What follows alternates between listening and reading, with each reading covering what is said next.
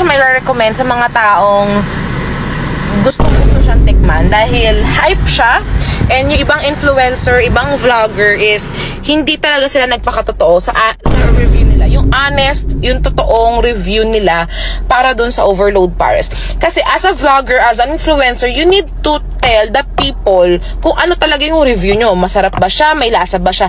Para sa ganun, may improve ni Diwata yung kanilang pagkain. So for me, sa honest review namin, hindi talaga masarap lahat ng pagkain. Lasang sunog yung kaldereta, walang lasa yung fried chicken, and according sa mga pinsan ko, wala din pong lasa yung kanilang pares, di ba?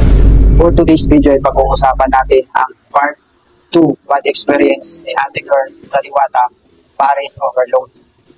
According kay Ate Girl, pumila sila ng pagkahaba-haba, ang indig, wala daw lasa, lahat ng kanilang in-order. Seeking Joy, kaldereta, at hindi din nakawala ang Pares Overload.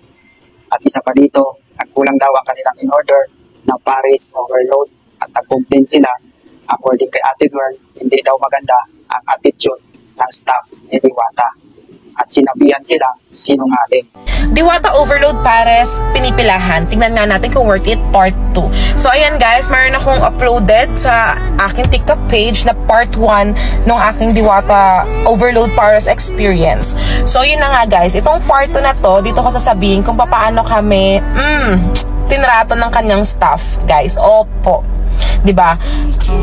Sa food business industry, naiintindihan namin na pagod, na sobrang daming pumipila sa kanila, na nalilito sila. It's okay, it's understandable sa part namin. Pero ang hindi namin ma-accept, it's not acceptable for our part, is yung sabihan kaming sinungaling na hindi kami nagbayad ng worth 100 pesos. Yes po guys.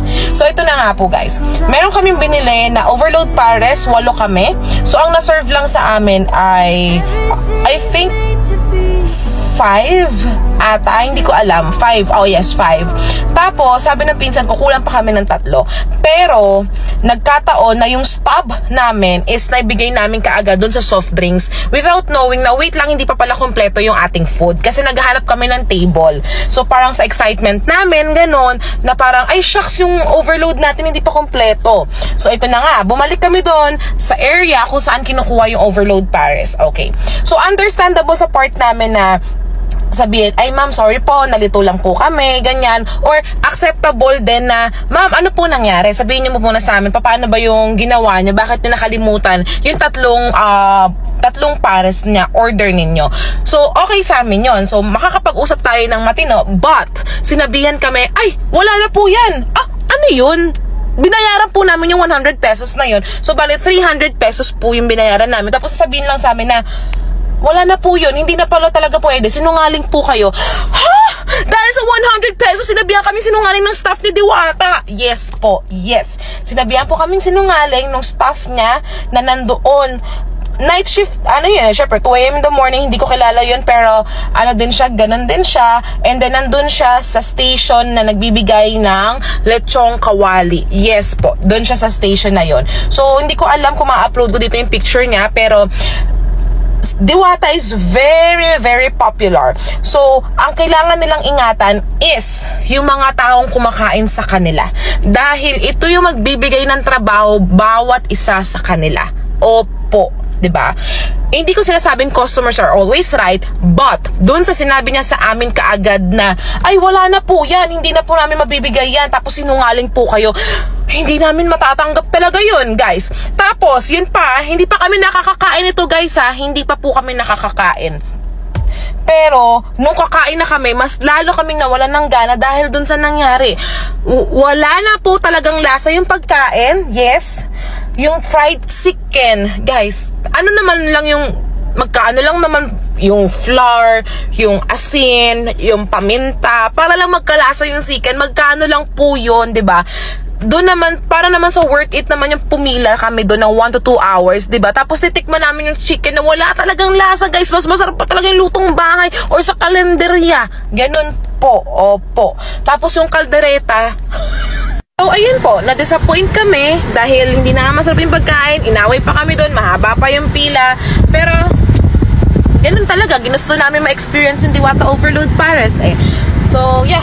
hindi ko alam, hindi ko talaga siya may recommend sa mga taong gustong-gusto siyang tikman dahil hype siya, and yung ibang influencer, ibang vlogger is hindi talaga sila nagpakatotoo sa review nila. Yung honest, yung totoong review nila para dun sa Overload Pares. Kasi as a vlogger, as an influencer, you need to tell the people kung ano talaga yung review nyo. Masarap ba siya? May lasa ba siya? Para sa ganun, may improve ni Diwata yung kanilang pagkain. So for me, sa honest review namin, hindi talaga masarap lahat ng pagkain. Lasang sunog yung kaldereta, walang lasa yung fried chicken, and according sa mga pinsan ko, wala din pong lasa yung kanilang pares, 'di ba? So, sa ganon, ito, ayoko masara yung business ni Diwata dahil nagpapakahirap siya doon, but sana i-improve niya yung lasa man lang ng mga pagkain para naman yung pinila ng mga tao doon ay worth it at hindi sila madidisappoint. And at the same time, yung mga staff niya, dapat ayusin nila yung trato nila. Kasi guys, ano naman yan hindi naman yan whole day na nagtatrabaho sila. It's a rotational shift. So sila yung sa night shift. So dapat expected nila na dapat marami silang energy. And wag sila kaagad mang-judge ng mga tao na hindi na yan, sinungaling kayo. Like, dahil sa 100 pesos, mandadaya yung mga tao, pumila doon ng 1 to 2 hours, mandadaya yung tao para lang sa 100 pesos. At hindi yun maganda. And doon sa kahapon, hindi lang ako yung nagreklamo, hindi lang kami, but meron pang isang nagreklamo doon dahil din sa stub nila. So, imagine niyo kung araw-araw may nagrereklamong ganun, masisira syempre yung business ni Diwata, yung review sa kanya. So, mas maganda na ayusin ka agad ni Diwata, maaga pa lang. And pagsabihan niya lagi yung mga staff, kasi meron doon dalawa yun yung isang lalaki doon yata or gay, hindi ko alam. Nagtanong ako sa kanya, ilang minutes po yung chicken? Hindi niya ako pinansin. Talagang mata pobre siya, masungit. Pero nung lalaki na nagtanong sa kanya, ay, hello, ano po yun? Ganun talaga siya, day. So, yeah. So, hindi talaga expected ko talaga, napakasarap ng food. But if you are looking for a budget-friendly na food, I will recommend Diwata. But don't expect too much. Yan. Kasi sobrang hype niya ngayon sa social media. But don't expect too much because you will be disappointed at the end. So sana makita to ni Diwata, i-comment nyo sa kanya to, i-tag nyo sa kanya to para alam niya ano ba yung nangyayari doon. Kasi kahit mabait ang boss nila, si Diwata, kahit gusto niya maging successful, kung yung mga staff niya yung magsisira sa kanya, then talagang ganun talaga. Hindi mag-grow yung business niya. So, dapat kailangan pati yung mga staff niya sabihan niya. Dahil hindi talaga maganda yun. Na-offend kami kahapon doon. Dahil sa worth 100 pesos, pumila kami, galing pa kami ng Las Piñas, madaling araw yun. Tapos sasabihan kami ng sinungaling nung staff niya. Hindi po talaga acceptable yan para sa part namin. Opinion ko lang ito at reaction sa video ni ate. Kung may mga hinaing dapat tayo sa binibili natin na pagkain o kung ano man yan, eventually sa mga staff na hindi maganda ang ipinapakita sa customer. So dapat management tayo dumiretso. Kung hangad talaga natin na makatulong kay Diwata at i-build up pa ang kanyang parisan.